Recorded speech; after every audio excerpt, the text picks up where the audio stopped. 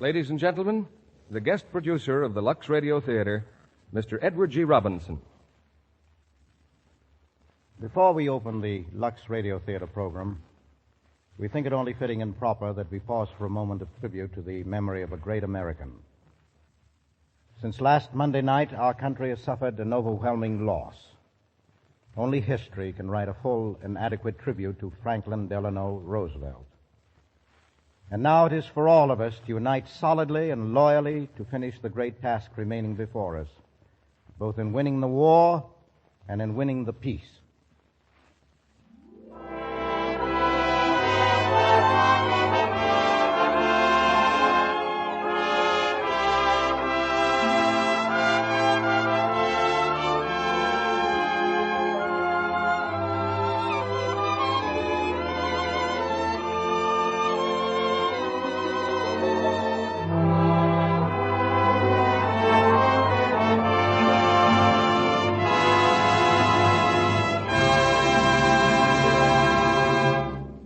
In today's chaotic and fast-changing world, we may forget that only yesterday we were living through one of the most hectic periods in American history, the Flaming Twenties, a decade of nervous change and violent speed, of prohibition, gangsterism, and Wall Street hysteria.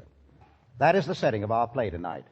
Universal screen hit, Only Yesterday, the story of a man's life and a woman's love against the background of a world recovering from the shock of war. Starring in tonight's production is the talented dramatic actress Ida Lupino, who turns out to be a great light comedian in the Warner Brothers picture Pillow to Post. Co-starred with Miss Lupino is the personable Robert Young. In leisure hours, a gentleman rancher from the San Fernando Valley who comes to our stage from Metro-Goldwyn-Mayer Studios, producers of the Katharine Hepburn Spencer Tracy comedy Without Love. Among so many other changes, it was only yesterday that women first asserted their emancipation. They'd won the vote, and they went on to claim equality and freedom. Equality in business, art, and science, freedom from needless drudgery at home. In greater numbers, they turned to labor-saving methods and conveniences. Lux Flakes, for instance, that have saved so many women countless hours of labor over scrubbing boards and wash tubs, and have helped to keep things looking fresher into the bargain. And just as in the last war, Lux Flakes helped precious clothing to wear longer, so they're performing the same service in America today.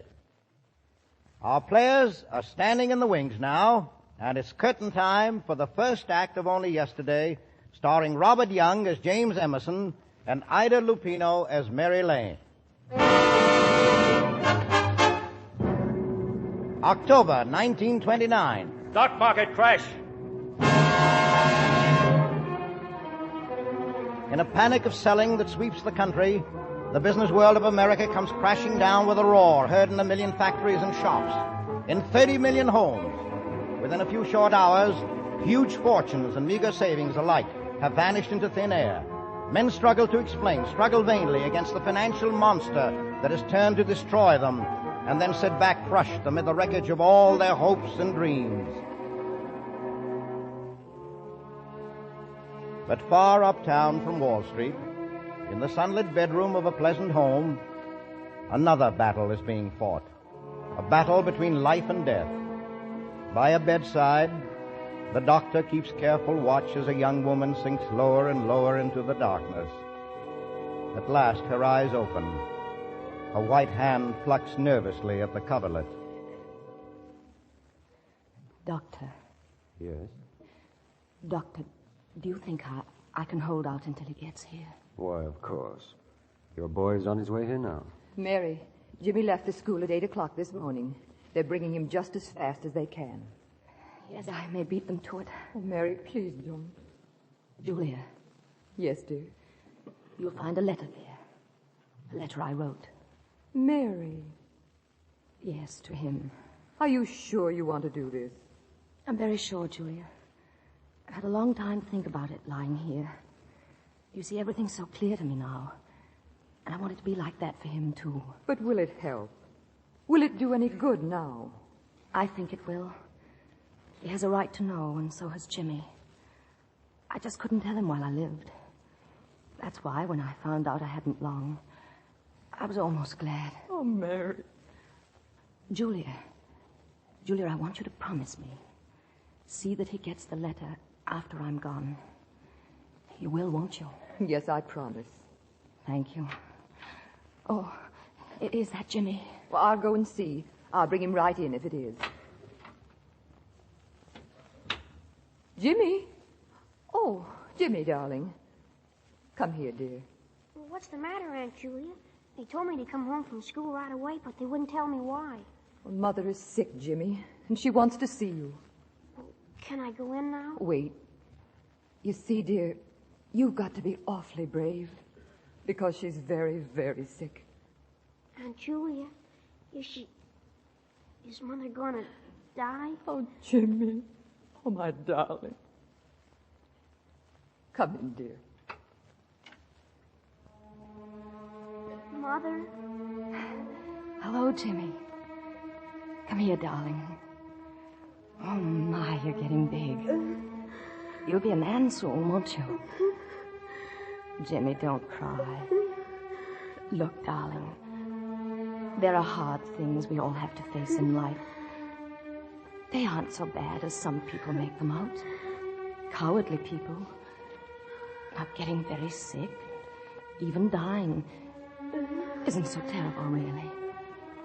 It just means getting along without each other for a little longer time than, well, going away to school or things like that. And so, darling, I have to go away for quite a long time. And I want you to be as good a boy when you're big as you've been to me when you were little. Darling, you will, won't you? Oh, Mother. Oh, Gio.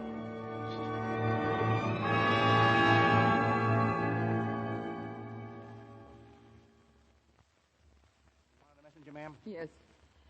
Yes, I want you to take this letter. 114 Wall Street. Do it quickly, it's important. And deliver it personally to Mr. James Emerson. 114 Wall, yes, ma'am. Hello, listen, I've got to speak to him. Put him on the phone. Wait a minute. Fairchild, close that door. Yes, sir. Now listen, this is James Emerson speaking. Tell Mr. Brand I've got to speak to him. But he can't close me out. I've got to have a chance. Hello? Hello? Mr. Emerson, Yes? I've never seen anything like it, sir. You never will again. I'm going to let you in on something, Fairchild. You better go get yourself another job. If you can find one. Mr. Emerson, you didn't lose everything. It's impossible, sir. Yes? Speak to Brand sometime. He's through, too. Oh, I'm sorry, sir. Yeah. Oh, get out, will you? Yes, sir. Oh, your wife called, sir. She wanted to know when you'd be home. She's having a few people in this evening. Well, it's a good time for a party. She didn't happen to mention who was going to pay for it, did she?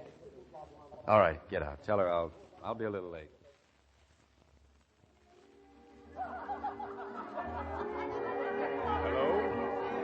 Hello?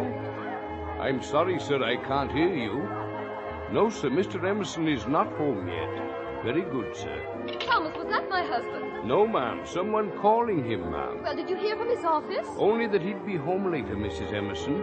Then a messenger came with this letter. He said he'd tried to reach Mr. Emerson at the office, and he wasn't there. Well, call the office again. Tell him to... Oh, never mind. He's here. Jim, for heaven's sake, what happened to you? I've been trying to reach you all day. Shall I take your coat, sir? What? Oh, thanks. Well, where's Harry Adams? I thought he was coming with you. Eunice has been waiting for him. Is, Eunice still here? Of course. Oh, you'd better send her home. Harry Adams is dead. Jim! Jumped out of the window an hour ago. Oh, no! Jim, what's happened down there? What is it? Send somebody home with Eunice. Then you'd better come and see me in the study. We've got a lot to talk over. I'll wait for you.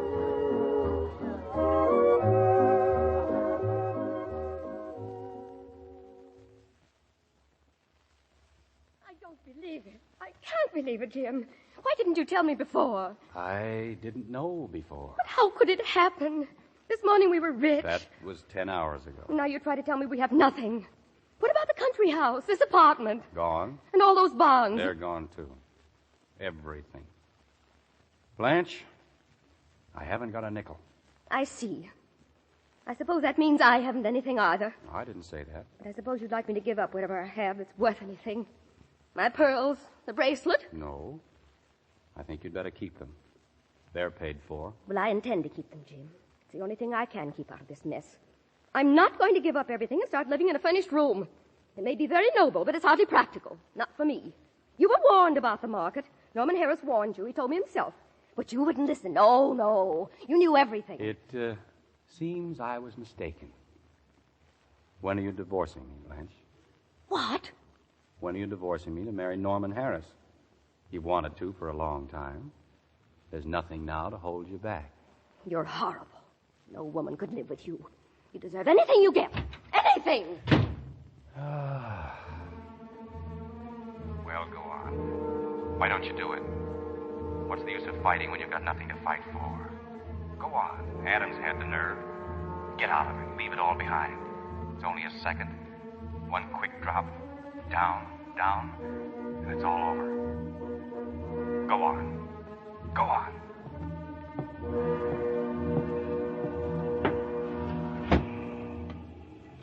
Mr. Emerson! Mr. Emerson. Well, what is it? Oh, sir, the window, I thought. I was trying to fix the drapes. What do you want? This letter, sir, it came by messenger. He said it was important. All right, get out, please. Yes, sir. Mr. James Emerson, personal, urgent. My dearest Jim, I have so much to tell you and so little time in which to say it. You may have to think back 12 years ago to recall, if you can, a girl you met for the first time at a dance at the Virginia Country Club in April 1917. Her name was 12 years ago to recall, if you can, a girl you met for the first time at a dance at the Virginia Country Club in April 1917. Her name was Mary Lane. Do you remember now? You were Lieutenant Emerson then.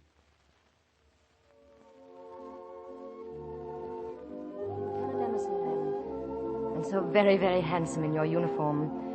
I remember seeing you come in the door. You stood there smiling. All of the girls had a little card with the soldier's name on it. We were supposed to dance with that soldier and entertain him.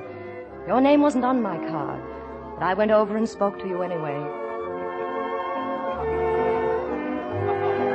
Oh, good evening. Aren't you Lieutenant James Stanton Emerson? Oh, yes, I guess I am. Well, I'm supposed to look after you. Shall we dance? I don't know why not. Come on. Is this something new? Well, we thought it'd be nice to try and keep the boys in the camp down here from getting homesick. And with great success, too. Will you be going over soon? Can't tell. I hope so. You're quite anxious, aren't you? I suppose so. But I'm glad I didn't go before. Why? Why? Because if I had, I would have missed the chance to meet you. Oh, please. It's so loud. Why? What have I done? Well, listen. I have a confession to make to you. Yeah? What name is on your card? The one they gave you at the door? Well, let's see. It's, Miss Amy Breckenridge. Oh, yes. Well, that isn't my name. No? No. My name is Mary Lane. Amy drew you, but I traded with her. My captain for you. Oh, you did? I'm afraid you haven't the proper respect for rank. Why did you do it? Because I wanted to be with you. Did you tell her that? Oh, well, she and Deborah, that's my other friend. Mm-hmm. They think you and I know each other very well. Now, what gave them that idea? I did. What? Oh, don't be angry. Please don't. Oh, I'm not angry. But I am a little surprised. And that isn't all. I wore some flowers last weekend, and I told them they came from you. No. Well, how long has this been going on? 2 years. Oh, I've been sending you flowers for 2 years, huh? Oh, no. I mean, it's 2 years since we met. Say, let's go out on the porch and start from the beginning, huh? Come on.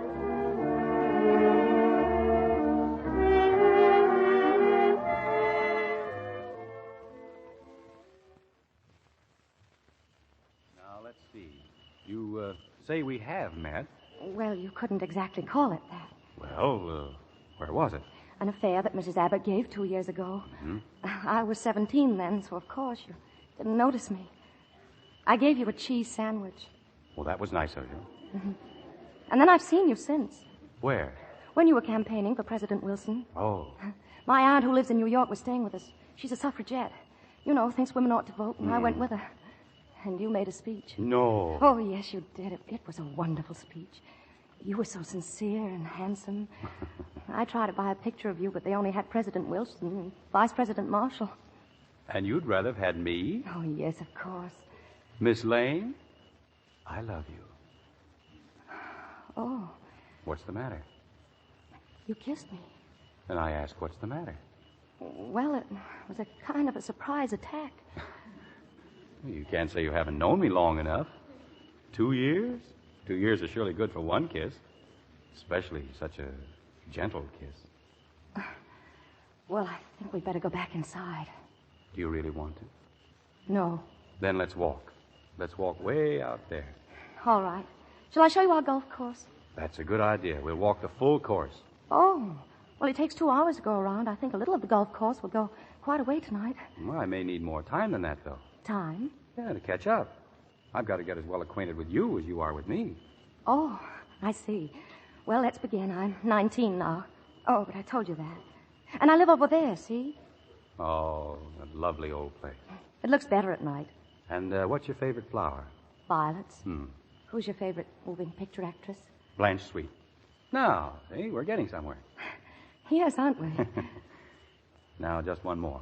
A really personal one. Are you engaged or something? Oh, no. Why not? That's too personal. Well, anyway, I'm glad you're not. Just think of it. A beautiful old garden, Virginia moonlight, and us 3. 3? You and me and fate. 3 of us walking in the garden. Eden was never like this, Mary Lane. No, I guess it couldn't have been. I guess that... What? Well, I guess we'd better go back.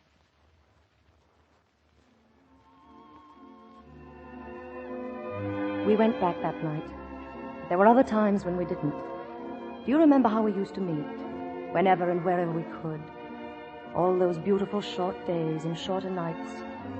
Until I learned to love you so that I couldn't live out of your sight. It wasn't your fault. It wasn't mine. What had happened was something beyond either of us. And then one night, we'd been out for hours, walking and not saying very much, and you left me in the garden.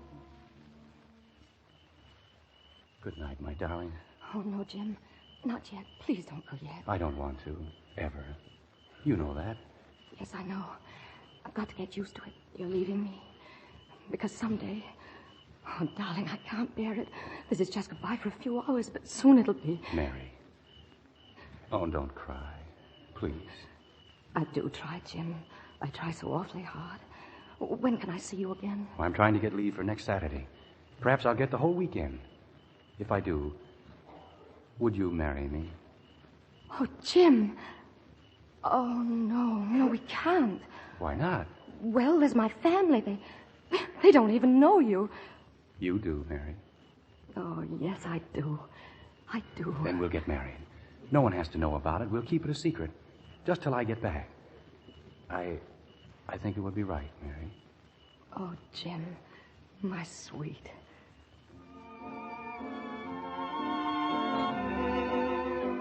If you only knew how happy you'd made me that night. How the days seemed to drag by until Saturday. But it came finally, and we were married. Oh, it was a lovely secret, darling. The loveliest I'd ever tried to keep. But of course I couldn't. I told my mother and father one day at breakfast. I think they were a little angry, but I was so happy I didn't care. And just when are we going to meet this paragon of yours, Mary? As soon as he has his next leave. Oh, dear. Why, I can't even remember his name. What did you say it was? James Emerson, Mother. Lieutenant Emerson. 309th Infantry. And he's very tall, very dark, and very, very nice. Yes, I'm sure he must be. Now, Dad, please. Just because it all seems so sudden to you, don't try to judge him until you've seen him. You'll like him, I know you will. Miss Mary. Yes, Abby. Your friend Miss Deborah's here. Mary? Come in, Deborah. Oh, Mary, darling. Oh, good morning, Mrs. Lane. Good morning, Mr. Lane. Morning, Deborah. Sit down and have some breakfast, dear. Oh, no, thank you, Mrs. Lane. I'm too excited to eat. Haven't you heard the news? What news? The men at the camp are leaving. Leaving? Yes. The orders came from Washington all of a sudden. Mary. Oh, I've got to go down there. Got to go to the train. Excuse me. Mary, dear.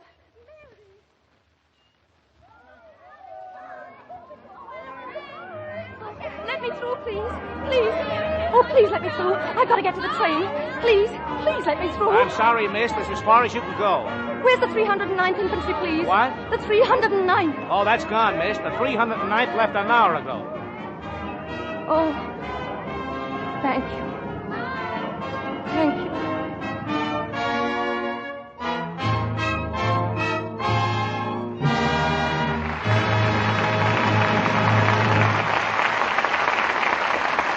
Edward G. Robinson and our stars Ida Lupino and Robert Young will return for Act Two of Only Yesterday in just a moment.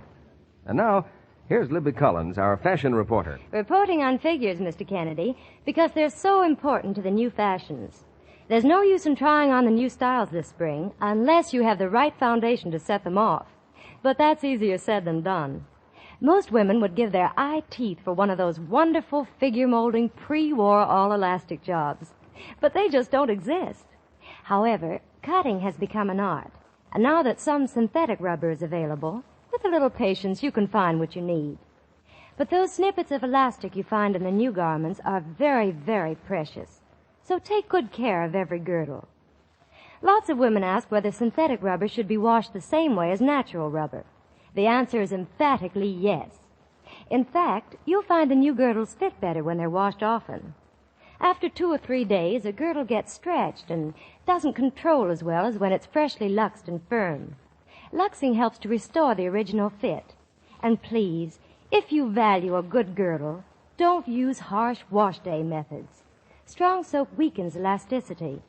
It's been proved by actual tests that girdles washed the Lux way keep their elasticity longer. So do be kind to those girdles of yours. The ones you have now, the new ones you buy. Lux them gently and lux them often. It's thrifty figure insurance. Now, Edward G. Robinson returns with our stars. Act Two of Only Yesterday, starring Ida Lupino as Mary Lane and Robert Young as James Emerson.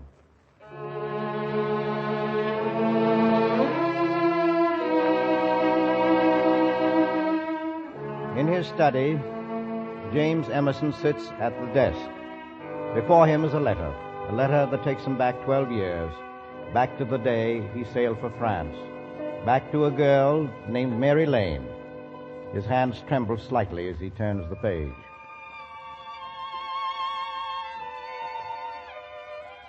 So we missed saying our last goodbye. But I said it to you anyway. Over and over to myself on the way home from the station. Goodbye, Jim. Goodbye, darling. Come home safe. I wonder how many times I said that in the next few months.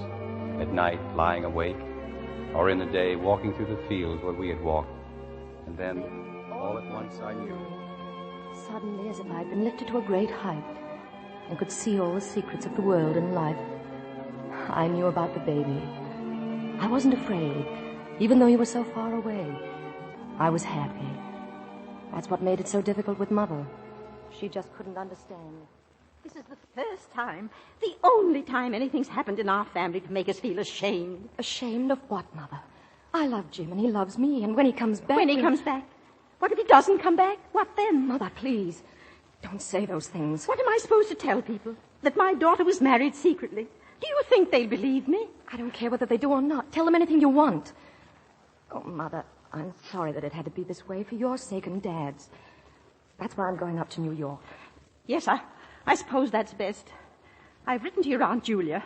She's expecting you. Well, thank you, Mother. I'll leave in a few days.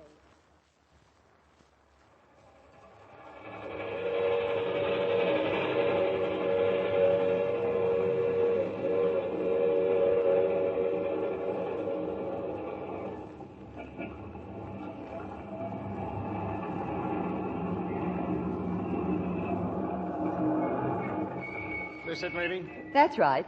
Oh, carry up those bags, will you? Come on, Mary.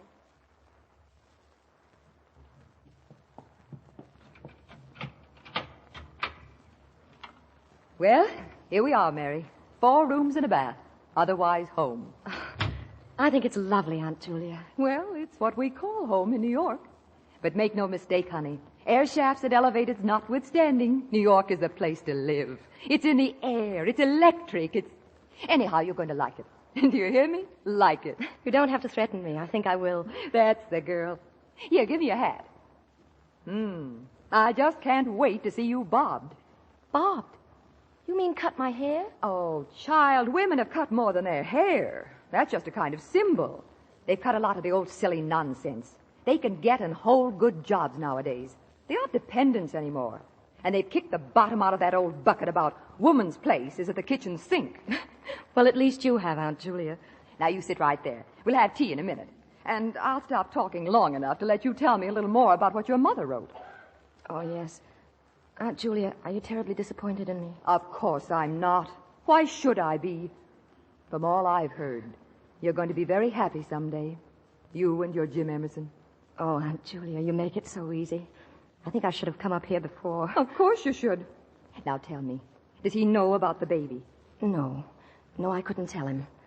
I didn't want him to have that to think about. It's hard enough for him now without worrying about me. I know, but you mustn't worry either. Understand? I try not to. But, oh, Aunt Julia, if I only knew, if I were only sure that he was safe, that he'd come back to me alive. He will, darling. Well, he'll probably be here before the baby's born. Oh, by the way, how much time has he got? Well, he better come home soon. It's in November. November 1918. I wonder what the horoscopes would have to say about that one.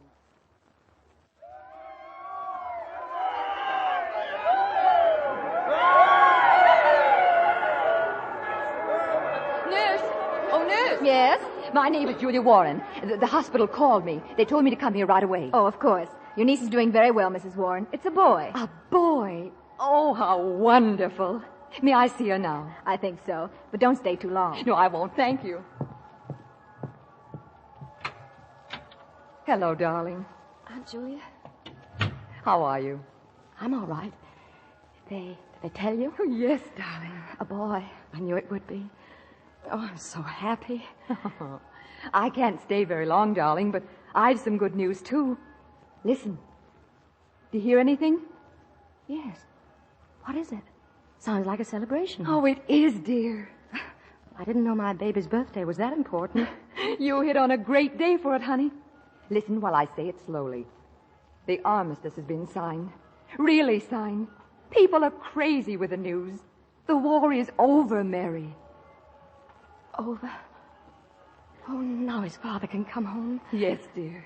Oh, I must get well fast, very fast. I've got to meet him when he comes back. Well, they can't all come on the first ship, you know. Good morning. Would you like to see your baby now? Oh, yes, nurse. Here you are, dear. Thank you. Look, Aunt Julia. Just look at him. Oh. He looks just like his father, doesn't he? Mm-hmm. All but the uniform. How long will it be, I wonder, before he can get back to us? Oh, a month or 2 or 3.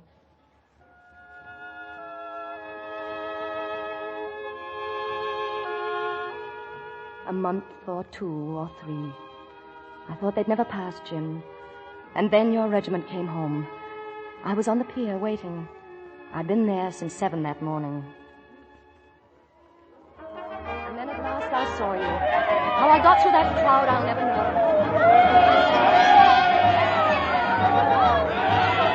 Oh, please, let me through. Jim! Jim, I'm here! Over here! Darling! Jim! Oh, Jim, darling. Hello. Oh, my darling, I'm so glad to have you back again. I'm glad to be back. Jim, is that all we have to say to each other? I'm sorry, please excuse me. Jim! There he is, Jim Boy, here. Oh, hello, Father. My boy. What a dear. Oh, it's so wonderful to see you again. Good morning, hero. Oh. What? Blanche. Oh, what's the matter? It's Blanche, my boy. Yes, of course. Have I changed that much, darling? Come along, Oh, son. no. The whole family's waiting at the house. Now I want to hear all about everything. Oh, Jim, my darling. Jim. Oh, Jim.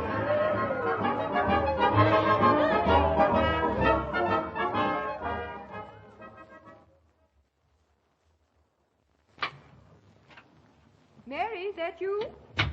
I just gave the baby his bath and Why, Mary, what is it? What's happened? Didn't you see him? Yes. Yes, I saw him. But He didn't know me. He didn't... Oh, darling, what on earth are you I talking... ran up to him. He looked at me. Spoke to me. And he didn't know who I was. Oh, Mary, you can't think that he didn't want to know you. Not if all you've told me about him's true. What else is there to think? His people were there and a girl. It's probably very convenient. Oh, now, Mary, listen. You mustn't forget that you've changed, too. Well, your hair is different. Your clothes are different. You look like another girl. It's a compliment to you, Julia. You've done me over with a vengeance. The Julia Warren shop guarantees to make you over so that the father of your baby won't even know you. Oh, Mary, dear. Oh, Julia. If he were changed 1,000 ways, I'd still know him. What are you going to do? I don't know. Well, there are things you can do. You can go to him. Tell him he has a son. Demand your rights as a wife. Demand? No, I have some pride, Julia. It isn't fair to me or to my baby. If I have to demand, I don't want it. But you can't go on this way. Yes, I can.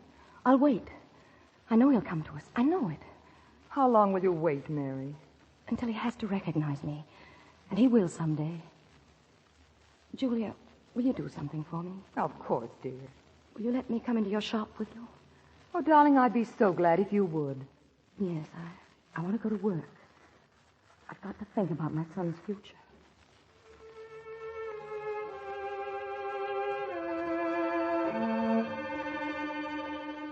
Looking back at that time 11 years ago, I hardly seem to know myself. I was so very young, so very foolish. For months, my pride wouldn't let me go to you. I kept myself busy in Julia's shop and with the baby. And in time, I had our marriage quietly annulled. But I couldn't understand. I couldn't forget. And then one night, I made my decision. I had to see you. I think Julia must have known, because just as I was leaving the apartment, she stopped me at the door.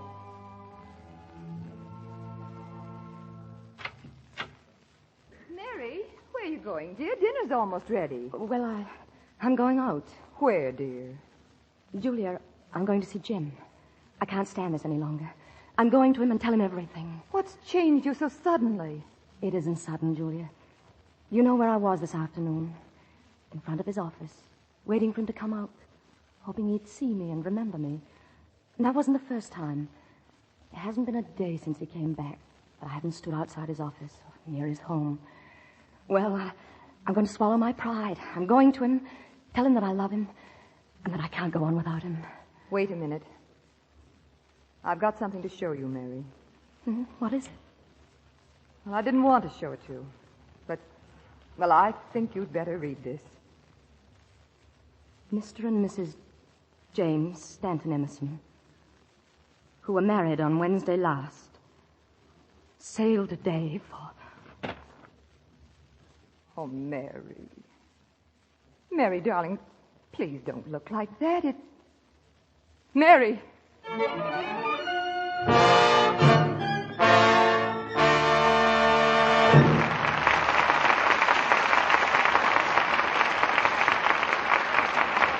We pause now for station identification. This is CBS, the Columbia Broadcasting System.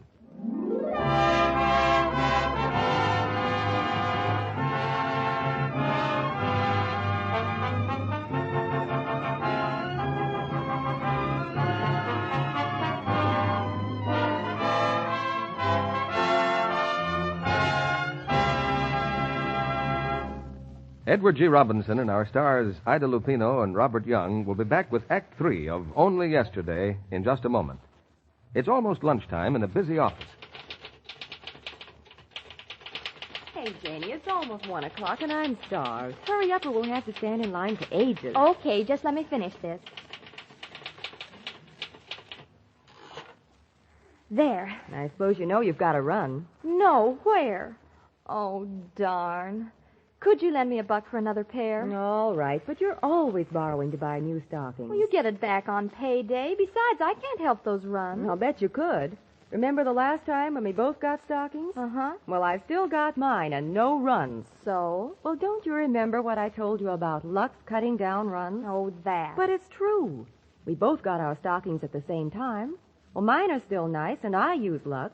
You rub yours with cake soap and it's Okay, stake me to a box of Lux Flakes and I'll try it. Listen, I'm only trying to help you cut down runs. So I'll get the stuff.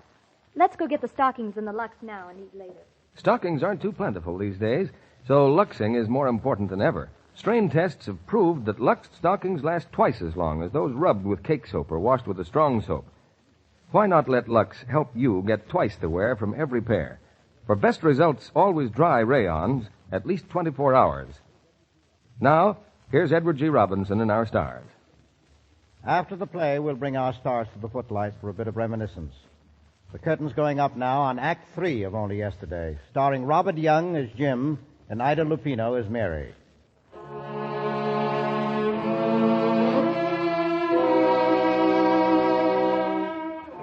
In Jim Emerson's study, time is forgotten.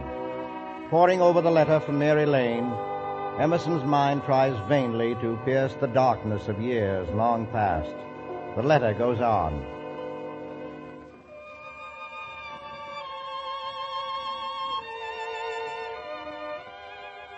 How can I tell you of the 10 years that came after? It would be wrong to say I was always unhappy, for there were times when I wasn't. Times when I looked at little Jimmy growing up so straight and strong, and knew that no matter what had happened, you had still given me him. He was 10 years old last November, and I had him entered in a private school. It was strange not having him with me, for somehow he'd taken your place. But then he came home for the holidays, and I was happy again. Mother! Mother! Hello there. Can I come in? In a minute, darling. Let me finish dressing. Okay. Happy New Year, Jimmy. Oh, hello, Aunt Julia. Happy New Year. What's in the package? My new dress. I'm going to be beautiful tonight if it kills me. Where's your mother? She getting ready? Mm-hmm. We just got home a little while ago. We went to the doctor's. Oh, what'd he say? Nothing much. He gave me a lot of tests and stuff, and he said I can play football all I want next year. Oh, that's wonderful, Jimmy. Then you're all right, aren't you? I guess so. But you know what? He told Mother it was her who needed to be careful. What? I heard him. He said something about she was working too hard or something, and she ought to take things easier. What do you suppose that means, Aunt Julia? Well, I don't know. She has been doing too much. I've told her time and time again, but it doesn't do any good. Do you suppose it'd help if she didn't come to the store sometimes? I mean, like take a vacation? Well, yes, if she'd do it. But just try and make her stay away. All right now, Jimmy. Okay. Jimmy, don't tell her you told me, will you? I'll call the doctor myself. I won't tell her. Hello, Jimmy. Hello. Oh, gee, you look keen. You're going out, huh? Uh-huh. Do you mind? No, I don't mind. That's good. I just wanted to come in and say Happy New Year, that's all. Mary, that man's here. Oh, dear. Tell him I'll be right there. Jimmy, I've got to rush. Mr. Reynolds is here, and I haven't even finished my makeup yet. Look out, darling. Well, you don't need makeup. You'll get by without it. You think so? Just the same, I'm not going to take any chances. Say, Mother, I've been wondering. Mm-hmm. What about? Mr. Reynolds, are you going to marry him? Oh, what a question. He hasn't asked me. Go on. No, really. Well, then why don't you ask him? Well, Jimmy, ladies don't ask gentlemen to marry them. Oh. Well, I can fix that. How'd you like me to ask him for you? Jimmy, what an idea. No, I don't mind. I'll just go and say to him, now look here, Mr. Reynolds, I want to know... Jimmy, if you dare to do a thing like that... Oh, you little imp. Gee, did you look scared? Come on now, kiss me goodnight. Good night, Mother. Have a nice time. I will, darling. And don't forget, we have a date tomorrow. Mary. Coming. You'll have to entertain him for a while. I'm not ready. All right. Hello, David. Well, let me look at you. You're very lovely tonight, Mary. Thanks. Must be your flowers. Sit down, David. How's Jimmy? Well, I think he's getting beyond me. He threatened to embarrass us horribly tonight. Oh, is that so? Mm-hmm. He was going to speak to you about your intentions. No. Oh, definitely. Oh, I suppose you told him how many times I've asked you to marry me. No, I didn't think that was quite the thing. Mary. What? How many more times am I going to ask you? Oh, David, you're very sweet. I'm very much in love with you, Mary. And I guess I'll always be, no matter how many times you turn me down. But, David, before we could even think about it, there'd be so much I'd have to tell you. Well, you couldn't find a more interested listener. Go on. No. No, it's the wrong time, David. Will there ever be a right time? Yes, Well, I'll tell you next year. Next year? It's only about 4 hours. Oh, that's right. Mary, is that a promise? Yes. It's a promise, David.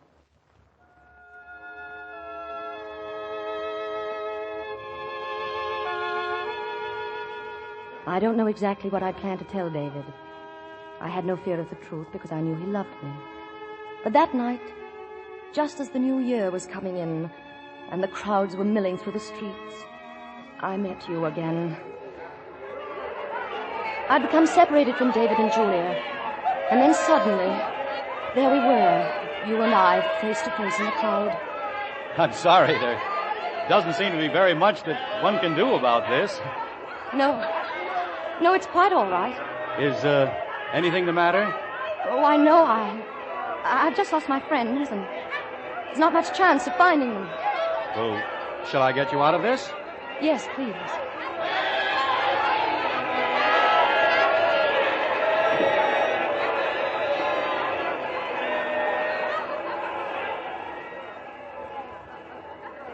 There. This is better, isn't it? Yes, thank you. Do you, think you'll get home all right? Well, Yes, I'm quite sure. I don't think I'll go home just yet. Well, would you care to have a drink with me? See the New Year in together? I'd like to very much. Thanks. I'm alone, too. Yes? I'm sorry. Haven't we met before? Have we met before? Does sound rather trite, doesn't it? But I didn't mean it as an opening. Well, shall we go?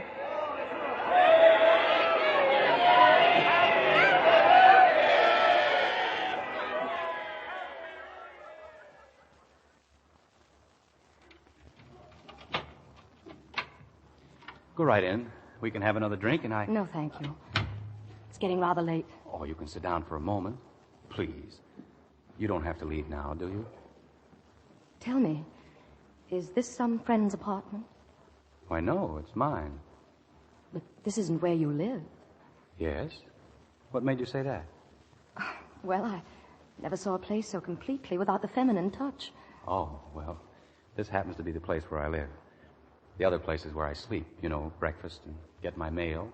Oh, I see. May I use your phone? Of course, there it is. Thank you. You want me to go somewhere while you talk? Oh, no. I warn you, I may listen. Well, you can hear what I have to say. Hello. Hello, darling. Oh, hello, Mother. Just wanted to wish you a Happy New Year again. Happy New Year to you, too, Mother. Thanks, darling. Say, did anything happen tonight? And what? Well, you know, did he say he wanted to marry you? Oh, no, dear. Oh, gosh. Well, you coming home soon? Yes, very soon, I think. Good night, darling. Good night. Sounded very intimate. Was it a man? You'd like to know? Yes, I think I'd like to know everything about you. Who are you? Where do you live? What do you do? Oh, I'm someone you met tonight in the crowd. Someone to whom I'll be eternally grateful. Why? Well, you see, I was lost tonight, too. Not really lost. I went out for a walk about 10 o'clock. I was pretty lonely until we bumped into each other. You're married, aren't you? Yes. Don't you usually celebrate New Year's Eve with your wife? Oh, I'm sorry. That was the wrong thing to say. Forgive me. Oh, it's quite all right. I'm afraid it's not a great secret anyway. All married people aren't happy together, you know. Tell me, are you unhappy? Yes. I've never told that to anyone before. Funny, I should tell you. A perfect stranger. Are you? Somehow I feel that you're not. A stranger is someone you can't talk to, except about the weather or the market. But I can talk to you. May I see you again? Please? Well, isn't life complicated enough? We have to tangle ourselves up willingly with our eyes open. I don't understand you. Why can't I see you? Because I don't know. I just think we better not. I'm sorry. You speak as though you'd been greatly disappointed once. I was. Well, I'll have to go now. Good night. Good night. Well? That picture on the table there. Oh, my company. Or what was left of them. It was taken just after the armistice. And this is you, isn't it? Yes, not looking very well. I just come from the hospital. You were wounded? Yes, a head injury. Not too serious, but it kind of fogged me up a little. I used to forget things. Forget? Yes, names, faces. They had to tell me who I was in the hospital. Then I pieced a lot of it together for myself. I never mentioned it to my people. I asked them to send me pictures from home. You know, snapshots of themselves, the house, my friends. They never suspected. And then, gradually, things began to come back to me. But not everything. There are still some blanks, empty pieces in my life that I'll probably never know about. Go on. Well, that's all. But that's why when I meet people sometimes, I have a strange feeling of having known them before, of something happening long ago that I can almost remember. And if they are people you've known, and if they tell you things that have happened, things that are true, do you remember then?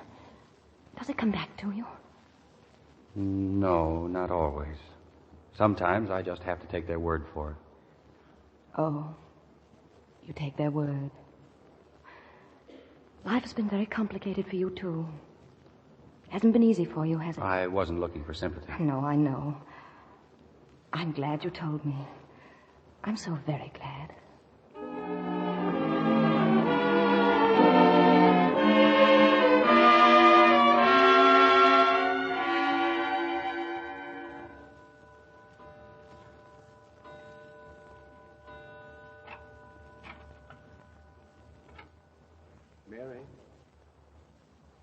Mary, is that you? Mary? Yes, David. Where have you been? Why, I thought you'd never get home. We hunted all over for you. Oh, I'm sorry, David. I've been walking. In all this snow? Yes, I had to think. Well, Mary, what's the matter? You look so strange. David. Yes? David, I'm sorry. I can never marry you. Is that what you were thinking about? Yes, that and other things. It wouldn't be fair to you, David. I like you too much, and... Well, you see, I'm still in love with someone else.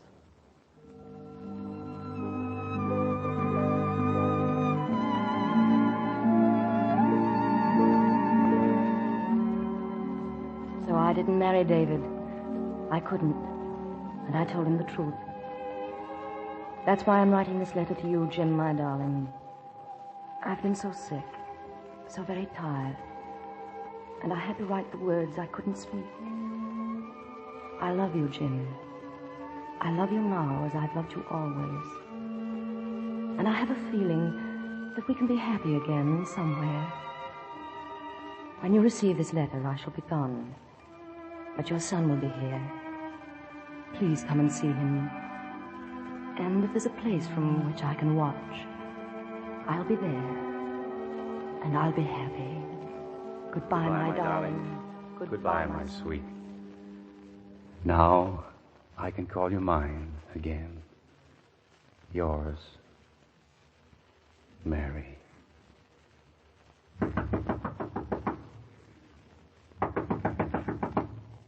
Jim! Jim, let me in! Jim!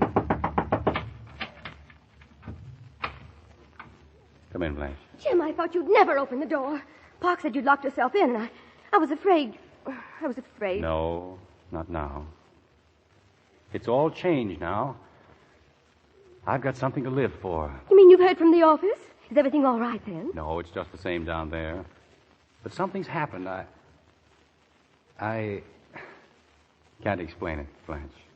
Something has happened to me, too, Jim. I think I ought to tell you that I've taken you at your word.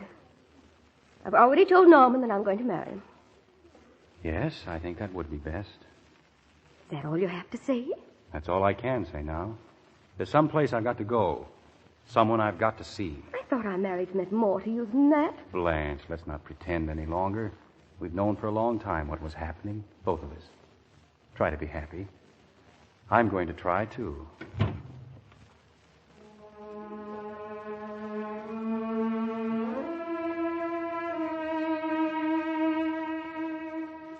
And you Mary's aunt?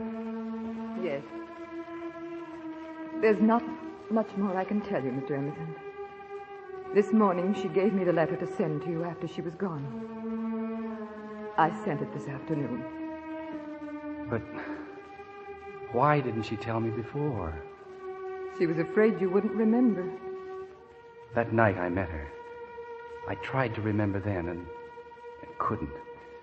But there was something inside of me that never forgot, never could forget. May I see my son now? Come in, Jimmy. Yes, Aunt Julia? Jimmy, darling, this man he has something to say to you. Thank you. Come here, son. We've got a lot to weather, haven't we? Yes, sir. But, we'll do it, won't we? I mean, the two of us together. I don't know who you are. You will, son. We're going to know each other very well, if you let me. You see, I'm your father, son.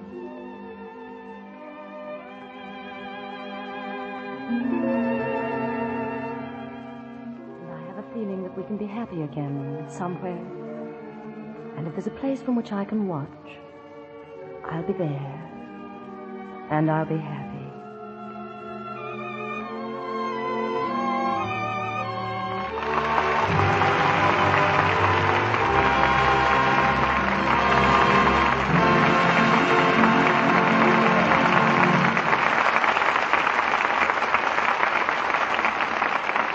Before our stars return for their curtain calls, let me tell you what happened in Nancy's kitchen one day. Her sister has just dropped in. Gosh, it's good to see you, sis. But you would catch me doing dishes. Oh, Pooh, we all have to do them. Say, did you hear that Mrs... Why, Nan, whatever has happened to your hands? Oh, you mean these lobster claws of mine? I can't help it. Doing dishes 3 times a day. Honey, I'll bet it's that wash day soap you're using. Now look at my hands. Oh, they do look nice, but... Do you know why? I use Lux for my dishwashing. But what?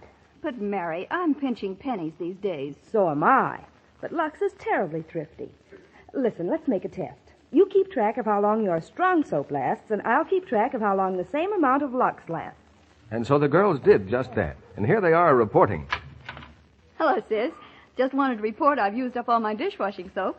How's your Lux? Oh, goodness, I've still got a lot of Lux left. See, that's what I mean, sis. Lux flakes go so much further, they're really thrifty. If Mary knew about our laboratory tests, she'd see how right she is about Lux being thrifty for dishes. Ounce for ounce, Lux does up to twice as many dishes as other well-known soaps. It's much richer, makes more suds. And, of course, you'll be happy when you see how soft and smooth Lux leaves your hands. Try Lux Flakes for your dishes tomorrow. Now, back to Edward G. Robinson and our stars. Our thanks to Ida Lupino and Robert Young for taking us back to only yesterday. A period which in real life contains many pleasant memories as well as tragic ones. Eddie, what were you doing at the time of only yesterday? 1929? Well, I was on my way to California, bumping across the desert in a Model T Ford. You hadn't been fooling with the stock market, Eddie. No. I'd been serious. The market isn't fooling. Oh. Show business was on the skids in New York, and I had a bid to make my first talking picture here in Hollywood. How about you in 1929, Ida? Well, I was still in England, climbing out of school windows and running away every chance I had, determined to become an actress. Yes, and pretty young, I guess. Well, it was several years before I got my first real part in an English picture with John Loder. Well, I can tell you about Bob Young.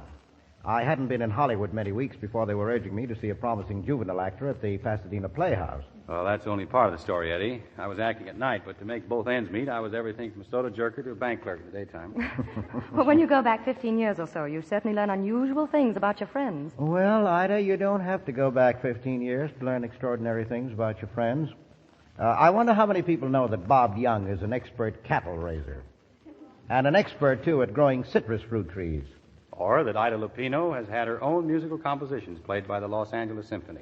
Or that Eddie Robinson has one of the finest collections of paintings in the country. Eddie, I hear you built a new gallery for your paintings. Yes, I built a new house for them over the badminton court. Why over the badminton court? So my wife couldn't make me exercise.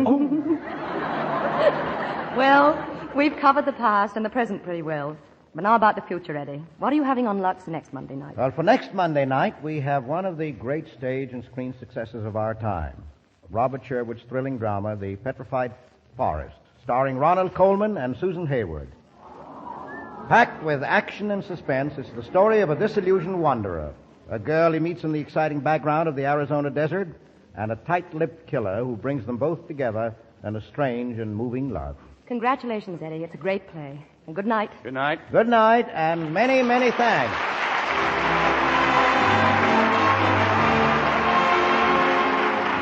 Our sponsors, the makers of Lux Flakes, join me in inviting you to be with us again next Monday night when the Lux Radio Theater presents Ronald Colman and Susan Hayward in The Petrified Forest. This is Edward G. Robinson saying good night from Hollywood.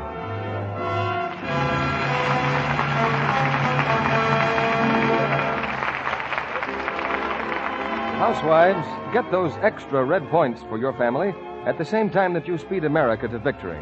Your grocer is ready to give you 2 red ration points with 4 cents for each pound of waste fats that you bring in. Waste fats and greases from your kitchen are desperately needed for our military effort now. Save every drop you can. Only Yesterday was presented through the courtesy of Universal Picture Company, producers of Walter Wanger's Salome, Where She Danced. Edward G. Robinson is currently appearing in the international picture Woman in the Window. Heard in tonight's play were Lois Corbett as Aunt Julia, Tommy Cook as Jimmy, Lorene Tuttle as Blanche, and Charles Seal, Howard McNear, Norman Field, Eddie Marr, Ferdinand Mounier, Regina Wallace, Janet Scott, and Fruta Marson. Our music was directed by Louis Silvers. This program is broadcast to our fighting forces overseas through cooperation with the Armed Forces Radio Service. And this is your announcer, John M. Kennedy, reminding you to tune in again next Monday night to hear The Petrified Forest, starring Ronald Colman and Susan Hayward. It's Spry for cake, Spry for pie, Spry for all you bake and fry. When your butcher says no meat, serve tasty, delicate fish, fried to tender, golden perfection in pure, all-vegetable Spry. Delicious? Right. And remember, foods fried the Spry way are digestible. For better meals, in spite of shortages, depend on new Easy Mix Spry, S-P-R-Y.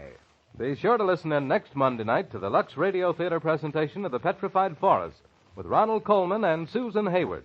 This is CBS, the Columbia Broadcasting System.